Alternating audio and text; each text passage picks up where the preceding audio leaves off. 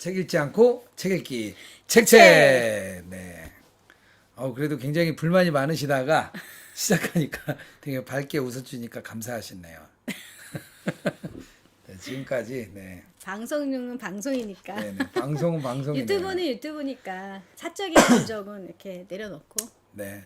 방송용 아내와 늘 함께 살았으면 좋겠다는 마음이 문득 네. 들었습니다. 행복하세요? 네, 너무 좋아요. 네. 오늘 제가 나눌 책은요, 유진 피터슨을 좀 소개하고 가려고 생각하고 있습니다. 근데 원래는 일상 부활을 살다. 원래 하고자 했던 책은 이 책이었습니다. 네.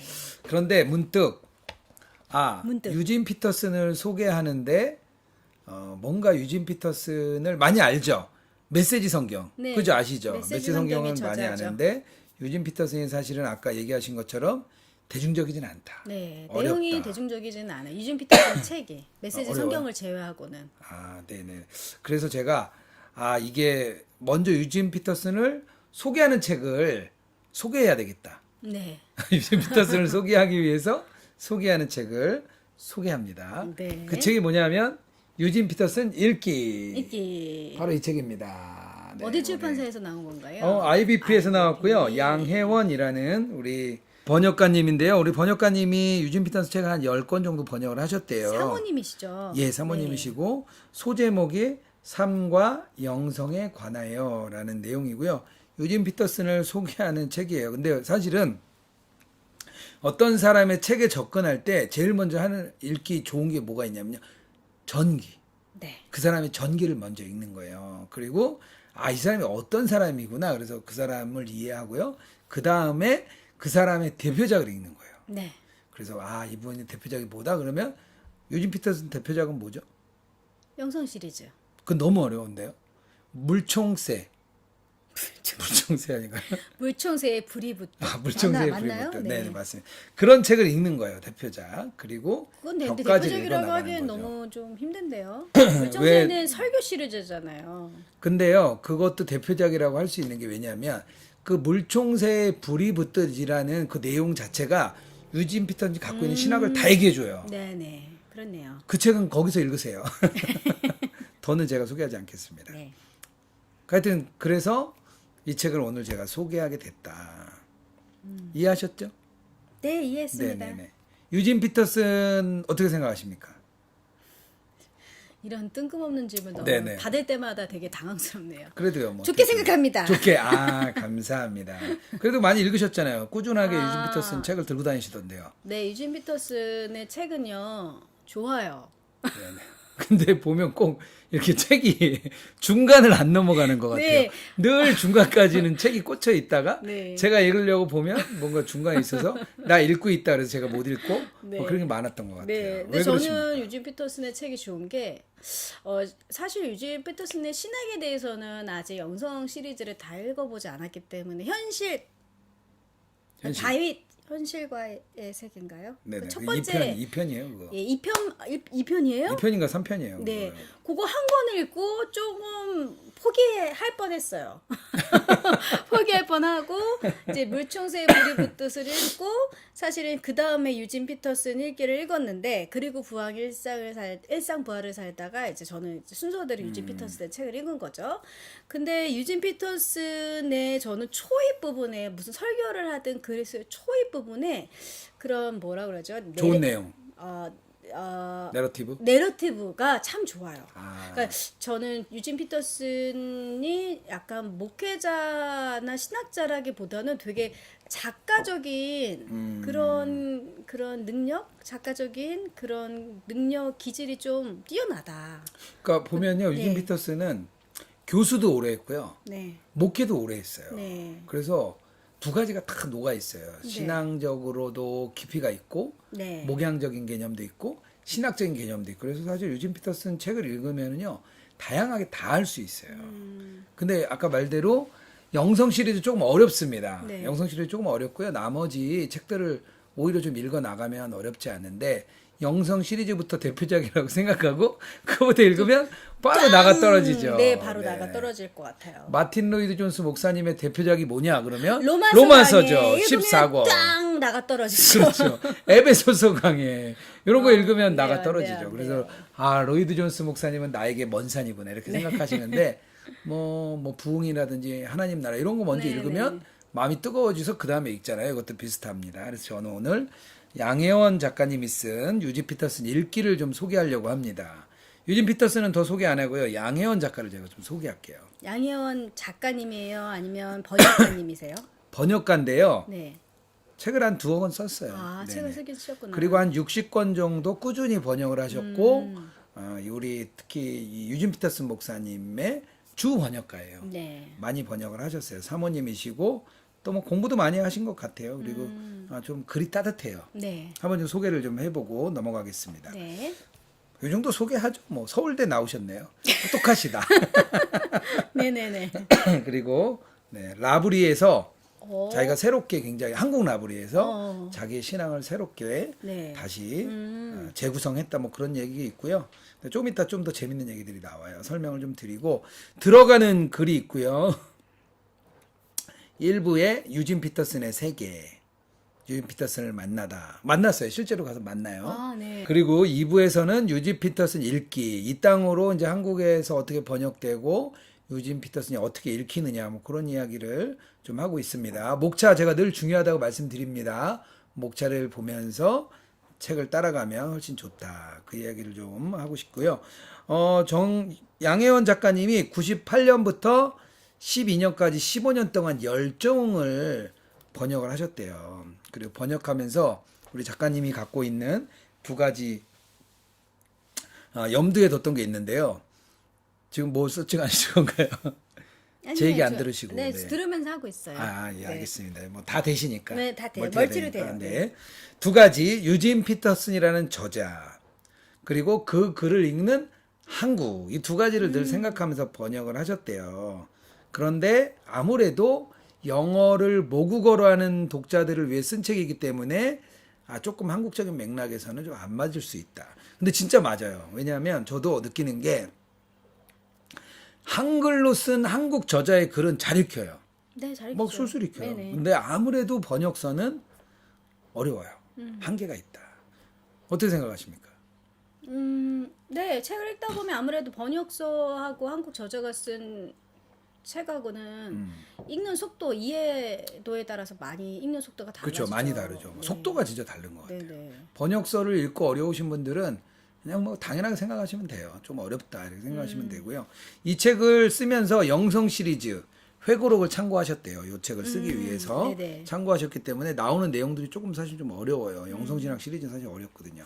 나의 목사 피터슨 이분이 사모님이신데 전도사 때부터 이제 사모가 되다 보니까 이제 남편이죠. 교회에서 설 자리를 잃고 겉돌았대요.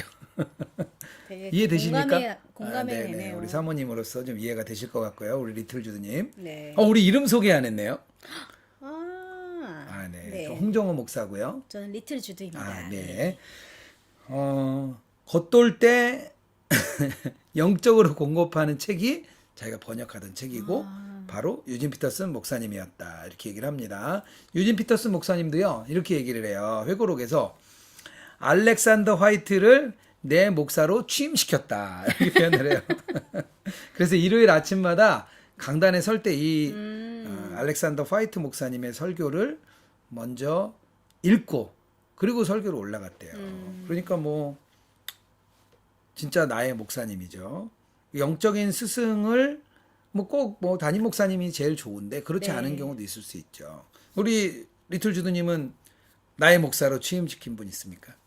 저는 모태신앙이 아니기 때문에 이렇게 길게 신앙생활을 한 것은 선원목자교회가 유일하고 네네. 저희 성도의 시절과 그 다음에 사모가 되고 나서의 마지막, 그러니까 처음과 마지막이 선원목자교회이기 때문에 아무래도 저의 목사님 하면 유기성 목사님인 것 같아요. 근데 페이스북에 비슷한 글 쓰셨잖아요. 네네, 제가 썼죠. 근데 저는 유기성 목사님. 그래서 네네, 유기성 썼죠. 목사님이 제가 이제 첫 아이를 이제 난 지 얼마 안 돼서 바로 오셨죠. 바로 오셨었고, 그리고 어쨌든 취임식까지 저희가 취임 이후에도 은퇴 이후에도 같이 사역을 하고 있지만 취임식까지 은퇴식까지, 은퇴식까지, 네. 지켜보면서 은퇴식을 보면서 많은 감정이 오갔는데 그 중에 하나가 나의 첫 목사님이 담임 목사님이자 나의 마지막 담임 목사님이다.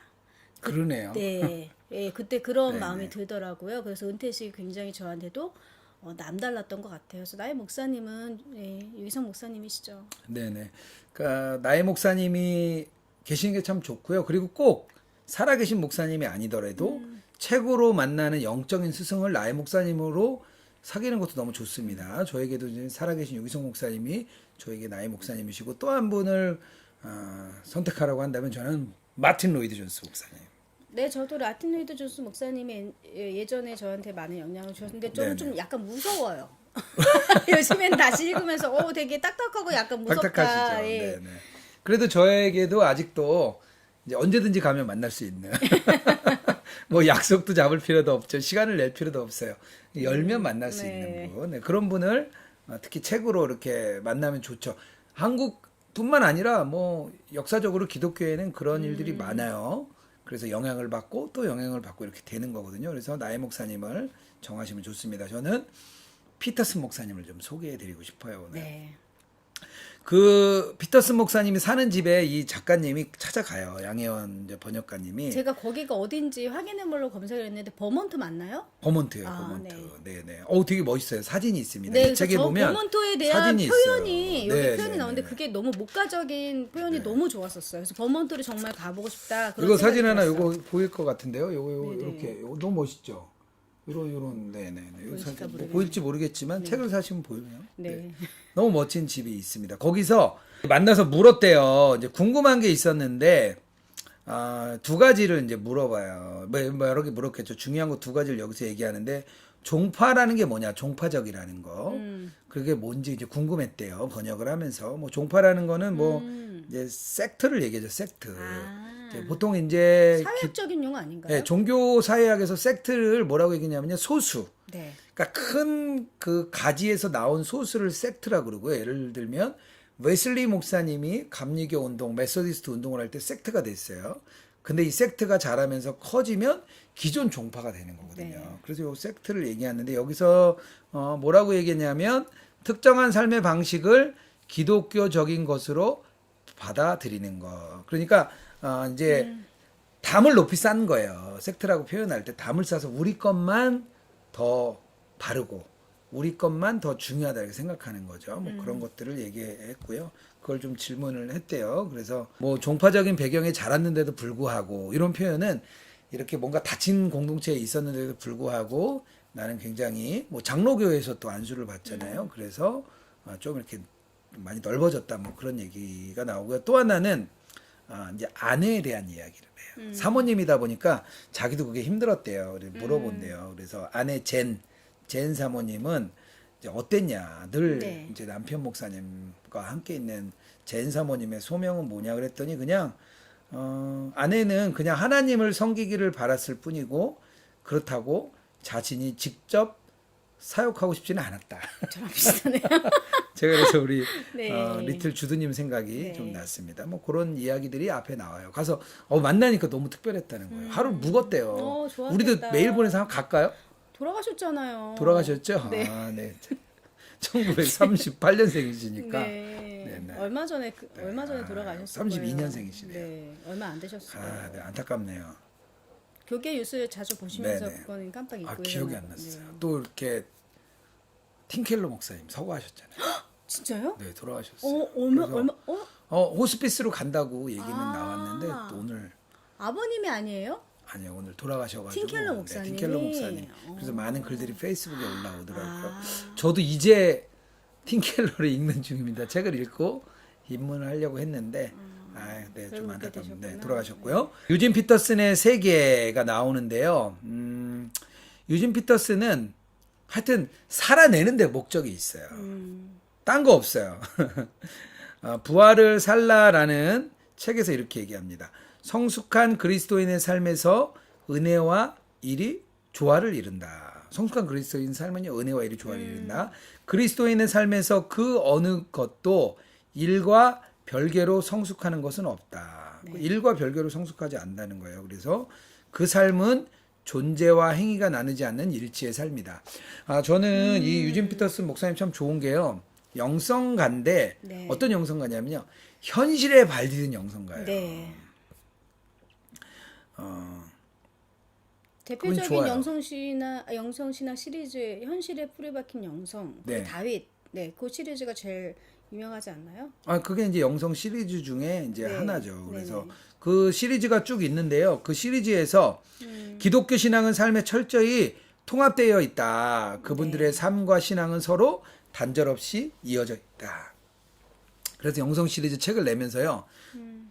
성경 안에 기독교적인 삶과 신앙이 일치가 되는 그런 이야기들을 계속 나눠줘요.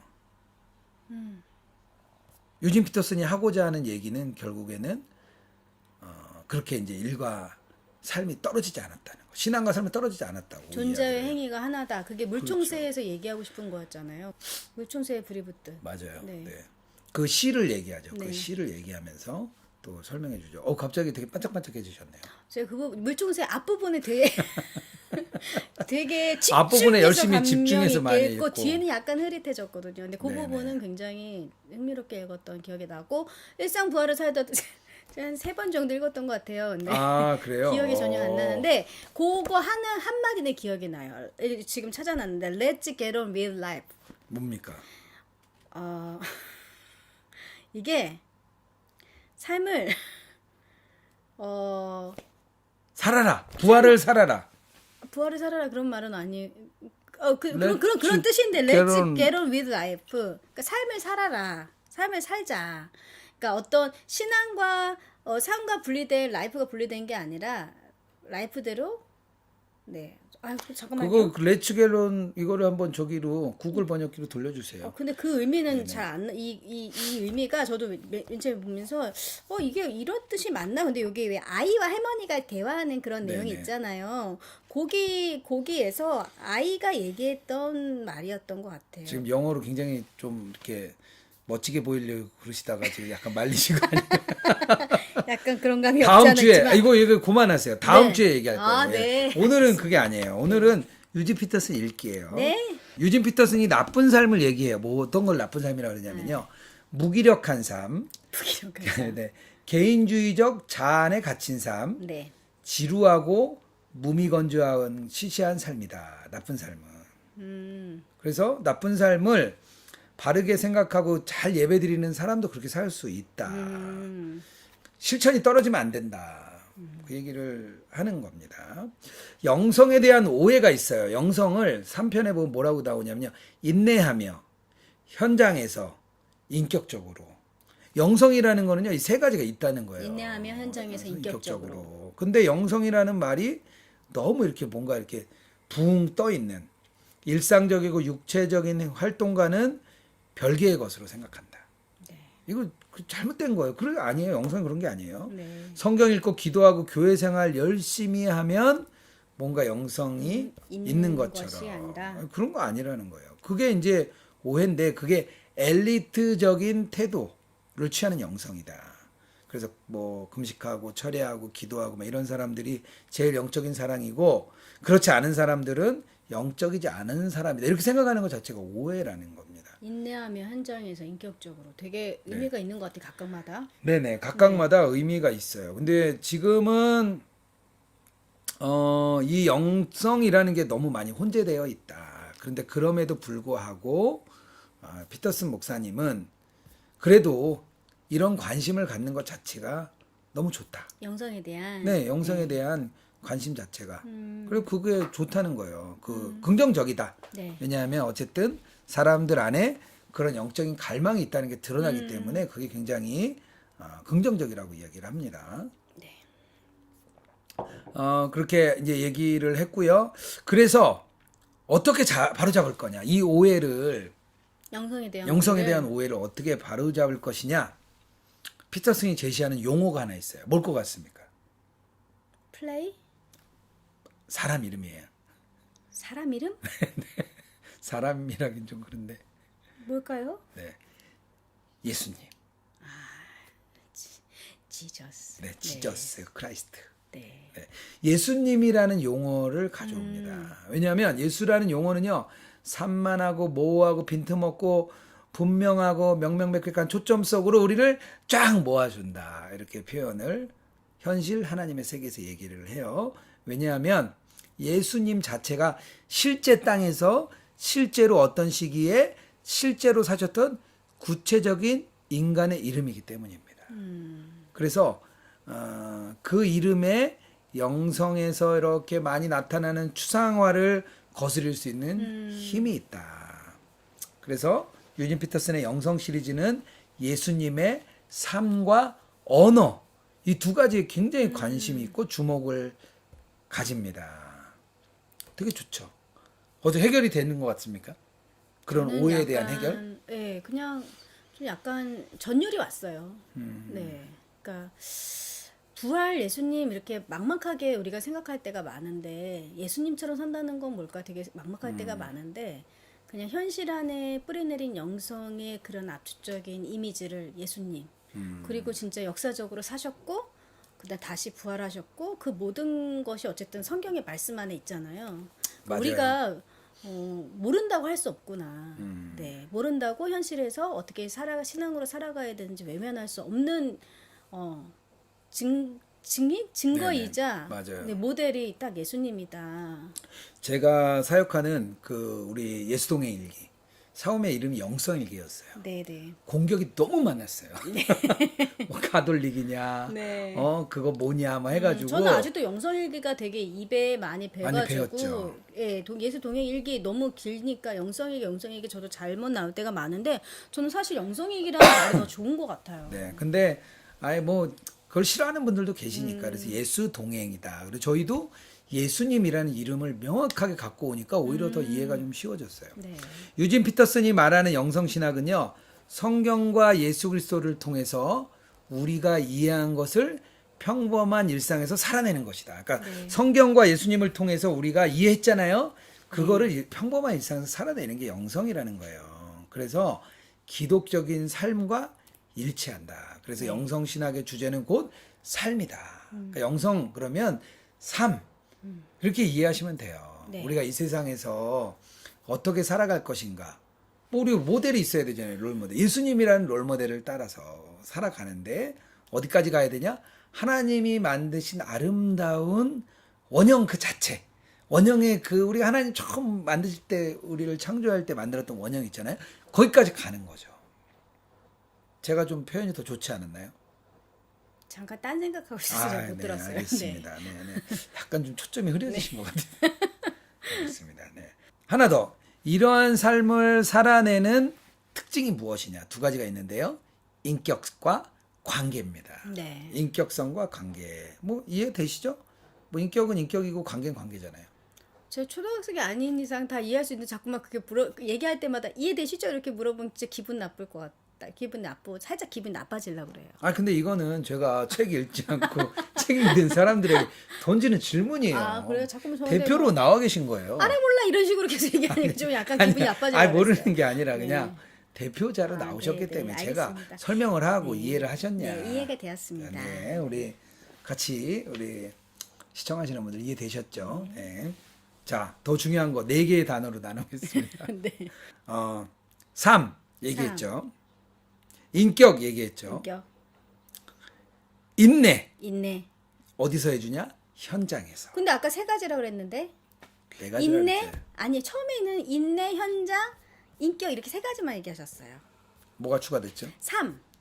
그러니까 삶은 그 전에 했잖아요. 아, 네. 그 전에 했고 삶으로 제가 삶을 얘기했고 인내와 현장과 인격이다. 영성에 포함된 4가지. 그렇죠. 핵심. 네네. 핵심이에요. 이 4가지 알면 돼요. 왜냐하면 뭐 인생을 사는 사람은 다 삶의 현장이 있다. 그리고 삶은 인내의 연속이다. 뭐 네. 이렇게 우리 작가님께서 얘기를 해주고 계십니다. 자, 한국에서 유진 피터슨, 이 땅으로 건너온 유진 피터슨에 대해서 조금 더 이야기하도록 하겠습니다. 그래서 2부는요, 한국에서 유진 피터슨 읽기입니다. 2부에 6장이 있는데요. 이 땅으로 건너온 유진 피터슨. 이 땅에서 유진 피터슨이 어떻게 소개되고 있는지 얘기를 하는데요. 그 소개되기 전에 저자가 네. 자기가 영성이라는 거 언제 들었냐 얘기를 해요. 근데 대학생 때 경배와 찬양 집회 스테바나 하스테반 선교사님. 네네네. 그때 89년에 그때 이제 들었다는 거예요. 근데 그때는 아직도 영성이라는 개념이 정리가 좀 안 돼서 실체가 좀 불분명했다. 그래서 그냥 연성운동은 찬양하고 뭔가 찬양 속에서 자유하고 뭐 그런 거 있잖아요. 진리가 너희를 자유케 하리라 그러면 찬양하다가 자유롭게 되는 그런 게 이제 처음에 자기가 깨달은 거고요. 그리고 1973년에 매일 성경, 1985년에 생명의 삶. 그러니까 이게 이제 큐티 운동이죠. 큐티 운동이 이제 나오기 시작하면서 조금 더 관심이 생겼고요. 그리고 현재 복음주의에 영향을 끼친 세 명의 영성주의자가 리차드 포스터, 달라스 윌라드, 유진 피터슨 요 세 분이 있었다 얘기를 합니다. 그리고 경배와 찬양 운동과 학생 선교단체 운동. 그래서 그들이 교회 중심의 신앙에서 교회 밖으로 확장시키는 그런 역할을 했고요. 그 시기에 피터슨이라는 작가, 그러니까 그때도 이제 뭐 기독교 뭐 세계관 운동 막 이랬거든요. 그런 것들이 유진 피터슨이라는 작가를 수용할 수 있는 그런 그 층을 형성해냈다는 거예요. 그러니까 피터슨이 오기 전에 이미 그런 일들이 일어나면서 유진 피터슨의 책을 이해할 수 있는 성도들이 받아들일 수 있는 그런 이제 환경이 되었다. 그런 상태에서 유진 피터슨 책이 번역이 됐다는 거예요. 네. 그리고 이런 변화들이 왜 중요했냐면요. 한국 사람들이 건물 중심의 신앙에서 직업과 일상 중심의 신앙으로 확장시키는 의식 전환을 여기서 좀 갖고 온 거예요. 그때 조금 네. 많이는 아니지만 그래도 조금 갖고 왔고 유진 피터슨의 영성신학의 중요한 점이 삶이기 때문에 이게 맞아 들었다는 거예요. 그래서 유진 피터슨은 조금 더 그런 운동들을 더 구체적인 일상으로 끌어내렸다. 근데 저는 조금 한계가 있다 생각해요. 왜요? 왜냐하면 아무래도 책으로만 되기 때문에 뭐랄까요? 이렇게 실천적인 거. 내가 뭔가 책을 읽고 실제적으로 내가 해야 될 게 부족하기 때문에 좀 더 가져가지 못했던 것 같아요. 지식적인 운동으로만 그치 가능성이 네네. 높았겠죠. 그런 거죠. 그래서 저희도 예수동의 일기를 쓰게 하는 이유는 딱 똑같거든요. 교회 중심적이고 일요일, 성직자, 평신도 이런 걸 넘어서 삶으로 가져갈 수 있는 정말 하나님이 일상에서 살아낼 수 있는 그것을 훈련시키기 위해 직접 써보도록 하는 거거든요. 그래서 맥락이 저는 굉장히 잘 맞다고 생각을 합니다. 유진 피터슨 목사님이 그런 상황으로 많이 알려졌고 이제 한국 교회 안에 퍼지기 시작을 했습니다. 그런데 그분이 이제 우리 작가님이 네. 유진 피터슨을 방문했을 때 이제 유진 피터슨도 궁금했대요. 한국에서 자기 책이 왜 인기가 있냐? 뭐라고 말씀하셨을까요? 근데 뭐 정답은 모르죠. 근데 이제 이 작가님의 추정은 이런 거예요. 한국의 그리스도인들이 종교와 건물 안에 갇힌 기독교를 벗어나서 넓이와 깊이를 탐험하고픈 욕구가 커졌기 때문이라고 생각한다. 그러니까 네. 뭔가 이제 교회에 너무 갇혀 있어서 네. 좀 교회 밖으로 나가고 싶은 욕구가 커졌던 것 아닌가 그렇게 생각하는데요. 저는 좀 그런 것 같아요. 이게 성도들에게는 굉장히 맞았어요. 네. 성도들은 그런 마음이 있었어요. 그런데 네. 목회자들은 그렇지 않았던 것 같아요. 감히 제가 생각하기는 목회자들은 그렇지 않았던 것 같아요. 그래서 90년대, 2000년대 넘어오면서도 불구하고 이 뭔가 교회의 틀 안에 갇힌 상태로 계속 왔던 거예요. 이런 책들이 나왔음에도 불구하고 저는 코로나가 이걸 깨뜨린 게 아닌가. 이게 목회자들의 생각을 깨뜨려서 이게 종교가 교회 안에 갇힌 게 아니라 정말 더 넓은 곳으로 나아가야 되는 건 아닌가? 그런 인사이트를 줬던 것 같아요. 뭐 성도들에게도 마찬가지였던 것 같아요. 옛날에는 어쨌든 교회 마당을 밟고 예배를 드리면 뭔가 나의 신앙이 이렇게 유지가 되고 믿음이 이렇게 세워지는 것 같은데 아예 성도들도 교회를 못 가는 상황이 되니까 본인의 믿음에 대해서 다시 한번 생각해보고 본인의 그런 믿음의 그런 적나라한 모습들, 네 그런 민낯 같은 것도 성도들도 많이 직면하지 않았을까. 그래서 그렇죠. 많이 대중화됐죠. 이렇게 네. 보면 어떻게 보면 굉장히 이제 앞서서 갔던 그런 분들의 사고가 이렇게 일어난 것 같습니다. 7장은 우리 현실에서 살아내기인데요. 그래서 영성이라는 것은 곧 삶인데 네. 그냥 삶이 아니라 기독교적인 삶이다. 그리고 기독교적인 삶을 사는 데 있어서 예수님, 아까 우리가 나눈 것처럼 그분의 말과 행동이 우리의 모범이 된다. 그래서 우리가 우리의 삶이 이렇게 살아갈 때 어떻게 습관을 형성하느냐 그런 이야기들을 좀 쓰고 계세요. 우리가 습관대로 산다는 거예요. 습관이 잘 형성돼야 된다 얘기를 했고요. 기독교적 삶에 방해되는 게 세 가지가 있는데 이제 언어적인 환경을 얘기해요. 한국 네. 사람들의 호칭 문제. 한국은 아무래도 이제 호칭 문제가 좀 많이 있죠. 그리고 또 하나는 역사적인 환경, 우리의 식민지의 경험과 그 후에 우리의 고착화된 사고, 그것도 우리를 붙들고 있는 거고요. 사회적 환경에는 너무 압축 성장을 하다 보니까 그 압축 성장 속에서 기다려주지 못하고 인내해주지 못하고, 그러니까 인격이라는 게 금방 만들어지지 않잖아요. 유진 피터스는 그런 얘기를 해요. 사람이 다 다르다고. 사람이 다 다른데 사람마다 각각 특징이 있고 그 사람의 인격이 하나하나 다르다. 그걸 우리가 인정해줘야 된다. 그리고 그들을 기다려줘야 된다. 그래서 기독교적인 삶에서 인내가 너무 중요하다고 유진 피터스 목사님은 계속 얘기를 하세요. 근데 이게 금방 되는 게 아니거든요. 근데 한국에서는 좀 빠르게 가려고 하는 거죠. 하실 얘기 있으십니까? 뭘 열심히 찾고 없어요. 계신데요? 없어요. 그래요? 네. 유진 피터스 뭐 얘기하고 싶어가지고. 아니. 네. 계속 얘기하세요. 알겠습니다. 네. 네.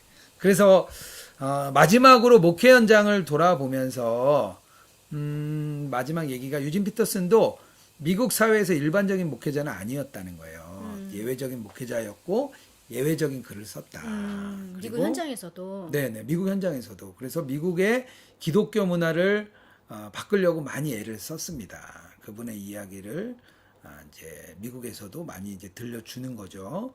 그리고 한국에서도 우리나라에서도 역사가 짧기 때문에 이렇게 기독교적인 삶을 지향하며 한 방향으로 꾸준히 순종해 나가는 개인들이 많아지면, 이렇게 뭔가 그게 많아지면 좀 더 좀 좋아지지 않겠냐, 그런 작가의 생각이에요. 저도 좀 느끼는 게요. 이제 한국이 한 130년 정도 역사가 됐잖아요. 기독교 역사가. 한국에 부흥하면 뭐죠? 뭐 평양 대부흥이죠. 그렇죠. 평양 대부흥. 네. 오직 하나예요. 부흥의 네. 방식이 평양 대부흥의 방식이어서 그걸 다시 막 살려내려고 애도 쓰고 뭐 회개하고 통곡하고 이런 게 보통 우리의 방식인데요. 근데 서구의 방식을 보면 수도원 운동도 하나의 큰 방식이죠. 경건주의도 있죠. 그리고 또 그뿐만 아니라 또 동방종교의 방식도 있고 다양해요. 부흥의 방식은 다양해요. 어느 하나 꼭 평양 대부흥과 같은 그런 부흥뿐만 아니라 다양한 부흥의 방식이 있는데 우리는 너무 좀 경험이 적죠. 네. 경험이 적어서 그런 것 같아요. 하지만 이렇게 꾸준히 영성연학, 일상적인 삶, 기독교적인 삶, 예수님 닮은 삶을 살아가는 사람들이 꾸준히 생기면 한국 교회 안에 또 다양한 변화들이 생기지 않겠나, 이렇게 생각하는 게 우리 양혜원 번역가님의 생각입니다. 네.